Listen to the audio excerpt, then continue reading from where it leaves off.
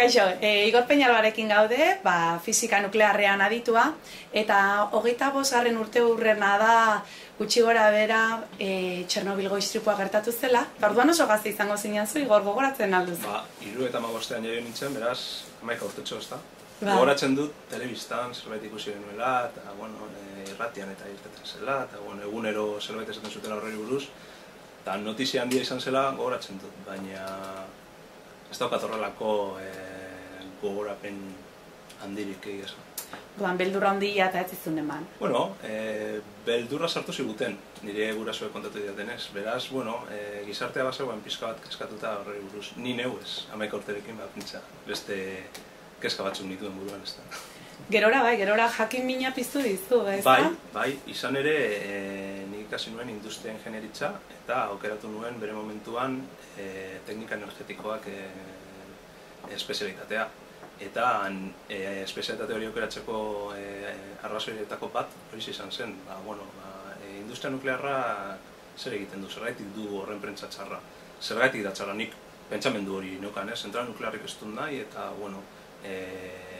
zergatiak jakinen dituen. Eta beste arrazoi batzuen artean horretik ikasi nuena.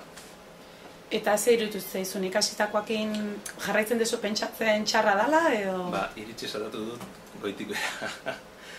Zorionez aukera izan dut gainera ikasketa bukatuta gero industria nuklearrarekin harremanetan jartzeko eta nire lehen lana bekario moduan eta Madrilen egin nuen eta industria nuklearrarekin lotura zuen zuzenean. Eta aukera izan nuen Kofrentesera joateko, Kofrentesen zentrale nuklear handi bat dago, Espainia mailan, eta Garoñan behegon nago, eta beste zentrale nuklearrentzat ere lan egin dut.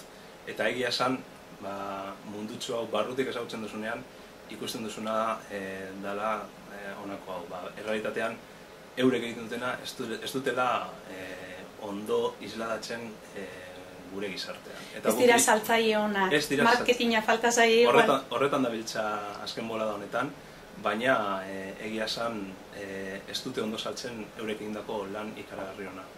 Orduan zu etzaudek eskatuta ez duzu uste, adibidez Garoña izan daitekenik inoiz Txernobilen pareko zerbait gertatu daitekenik. Lasai bizinaz, esan dutxo da moduan Garoña barruan egonaz, errekarga bat egiten zutela, aukera esan nuen Eusko Jaurlaritzako batzuekin bizitatxo bat egiteko, eta errekargan bertan ez genuen bakarrik Garoña kanpotik ikusi, baizik eta nukleoraino ere heldu ginen, eta bertan egon nintzen. Eta ikusten duzunez, ez ditute ziru begi, ez naz horlegi fosforitoa, eta hemen jarritzen dut lasai lanean, eta nire iritzean.